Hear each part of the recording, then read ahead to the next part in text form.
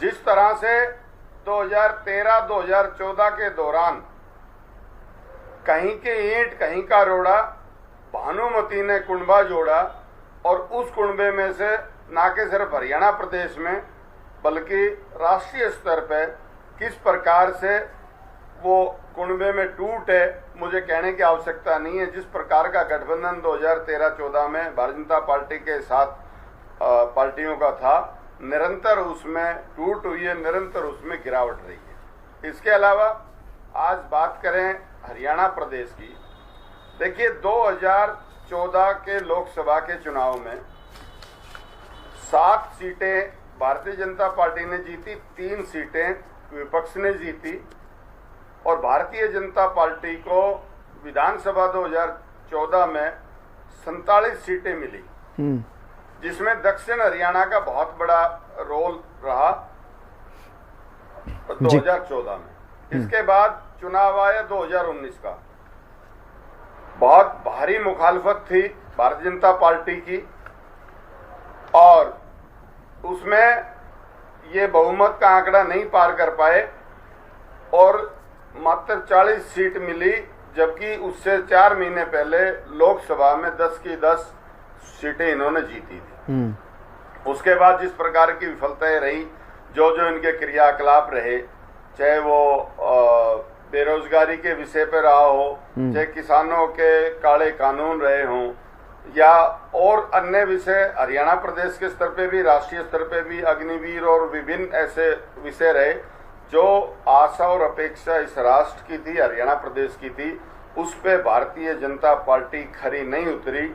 और उसके परिप्रेक्ष्य में 2014 में लोक चोरी के बावजूद, वोट चोरी का जो बहुत बड़ा विषय आया था, जो नेता प्रतिपक्ष राहुल गांधी जी ने भी हरियाणा प्रदेश में 25 लाख अपात्र वोटों का आंकड़ा रखा था, बाद में आयोग ने भी माना कि 29 लाख।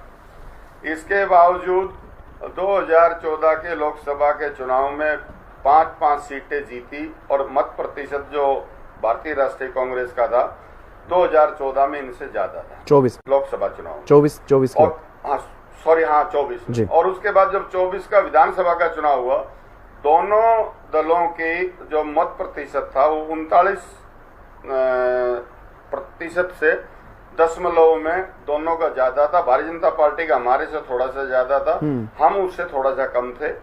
और वो वोट चोरी के जो विषय है मैं उनको पुनः नहीं बोलूंगा, उसके बावजूद भी मत प्रतिशत बहुत मामूली अंतर से ये जीते।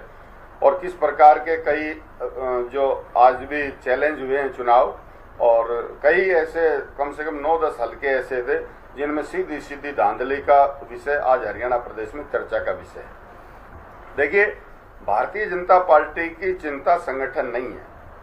भारतीय जनता पार्टी की फिलहाल जो चिंता है वो अखिल भारतीय स्तर पे भारतीय राष्ट्रीय कांग्रेस की बढ़ती हुई राजनीतिक ताकत है। ये आपको पता है हितेंद्र जी, ये बहुत लंबे समय से बड़ा शोर कर रहे हैं, पन्ना प्रमुख और ये प्रमुख और वो प्रमुख। जिस तरह से 2024 के चुनाव में, चाहे लोकसभा की बात हो चाहे विधानसभा की बात हो, भले ही जीत के विधानसभा में सरकार बना ली है इनके इन प्रकरण में, लेकिन जिस तरह से वो पन्ने फटे वो इस देश और प्रदेश ने सब ने देखा। जो 2019 में 10 में से 10 जो सीटें आई थी लोकसभा की, और जो अंतर था वो 2 से 3 लाख 3.5 लाख तक का भी अंतर था, वो अंतर जो सीटें भारतीय जनता पार्टी ने जीती उनमें भी वो अंतर हजारों में सिमट गया था।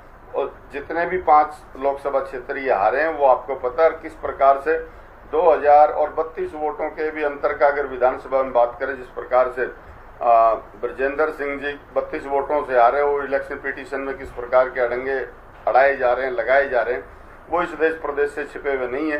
फिर भी हमें न्यायपालिका पे भरोसा है, और वो जैसे ही ये सारे जितने भी अड़ंगेबाजी चल रही है उसके बाद हमें आशा है कि जिस तरह से वो बैलेट पेपर का जो वोट था, जो पोस्टल बैलेट का था, जिस तरह से रद्द किए गए थे, वो चैलेंज में है, वो देखते हैं। इसके अलावा देखिए, आज हम विफल रहे 2024 में, विधानसभा के स्तर पे। यानी आपको नहीं लगता कि इसका कोई ज्यादा फर्क पड़ने वाला है जिस तरह से डॉक्टर अर्चना गुप्ता तैयारी कर रही हैं? नहीं, मैं उसी बात पे आ रहा हूँ। देखिए, आज आप हरियाणा प्रदेश और राष्ट्र समझ रहे हैं जिस प्रकार से भारतीय राष्ट्रीय कांग्रेस समूचे विपक्ष का नेतृत्व करते हुए सड़क से सदन तक इनकी जितनी भी बेकायदगियां हैं उन सब की मुखर आवाज उठा रही है।